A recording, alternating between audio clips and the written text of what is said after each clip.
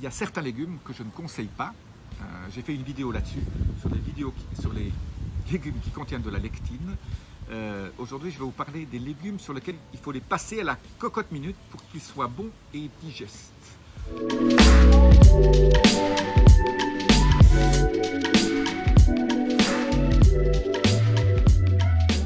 Je suis Jean-Marie Buterlin et vous regardez Vie Augmentée.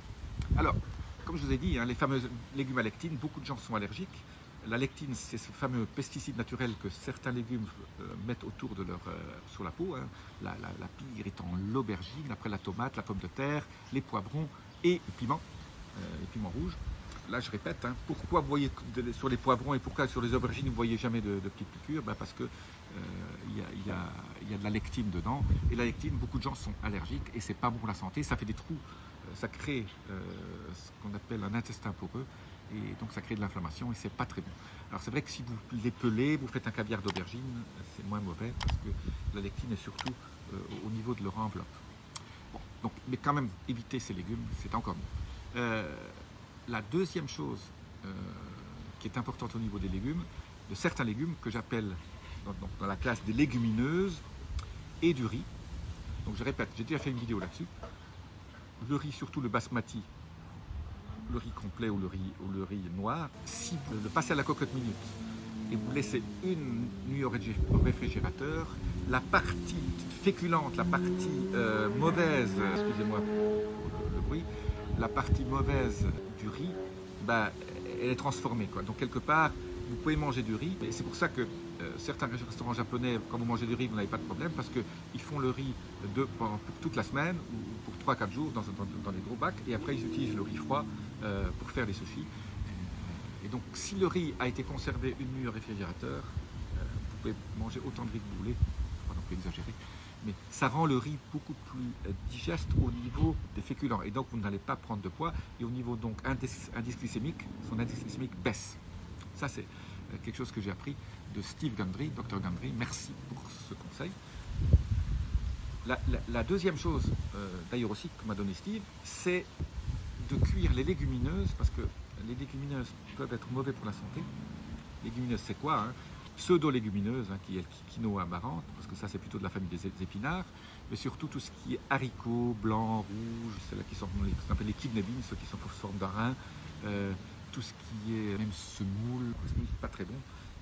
Mais je dirais tout ce qui est légumineuse, lentilles aussi, et ce genre de choses, pois chiches. Ceux-là, si vous les faites cuire à la cocotte minute, donc moi, j'ai racheté une cocotte minute, mais électrique, où on peut vraiment programmer ces trucs.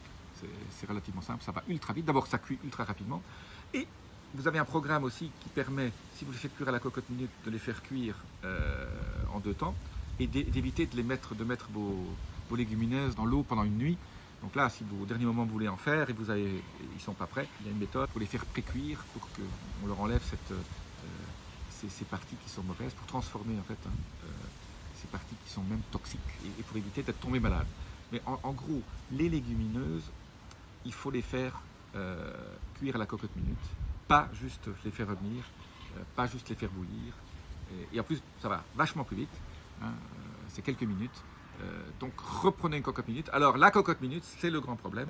Quand j'étais petit, on avait une cocotte minute en aluminium et on s'intoxiquait parce que l'aluminium finit quand même par traverser et se mettre dans l'eau.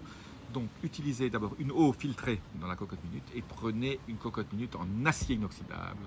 Sinon, c'est la catastrophe. Donc vous faites pire que mieux. Cocotte minute en acier, électrique c'est top, ça va si vite, vous n'êtes pas obligé de chauffer, vous attendre que ça... Il y a même des programmes, quand c'est électrique, vous mettez vos programmes, c'est relativement intuitif, c'est génial, ça vaut une centaine d'euros. Nous on l'utilise tout le temps pour le riz, les légumineuses et aussi certaines choses qu'on prendrait du temps à cuire et qui cuisent vite, comme par exemple le chou-fleur croquant. On sait exactement à la seconde près, pour avoir un chou-fleur croquant, vous le mettez là-dedans et c'est cuit ultra rapidement. N'oubliez pas les choux-fleurs, les brocolis, de les couper avant de les mettre dedans.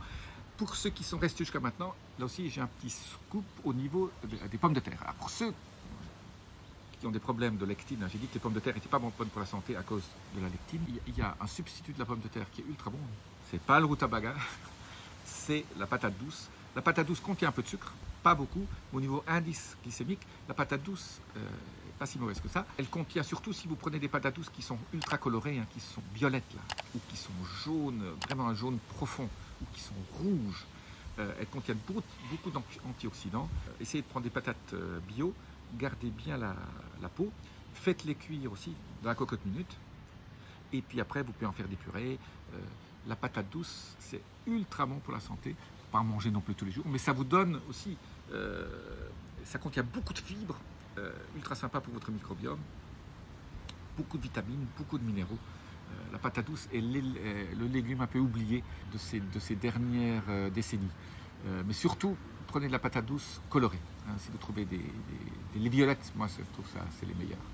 Alors, on me pose souvent la question, si vous aimez les frites, bon, alors vous savez qu'on peut faire des frites maintenant sans les plonger dans l'huile qui est extrêmement mauvaise pour la santé, mais on peut les faire à l'air. Hein. Il y a des friteuses où votre frite ne touche jamais de l'huile. Ça, c'est pas mal. Alors, vous pouvez faire des frites comme ça avec les patates douces et elles ont le même goût hein, que les pommes de terre. Elles sont peut-être un peu plus sucrées. Voilà. Et ça, il ne faut pas non plus en manger des tonnes, mais si vous avez envie de frites, faites les fritures à l'air très très chaud, dans ces friteuses sans huile, et prenez des patates douces. Comme ça, vous pouvez avoir cet aspect un peu croquant dont certains adorent hein, avec leur hamburger entre guillemets. Voilà, vous avez regardé Vie Augmentée. Je suis Jean-Marie Buterin. Namasté.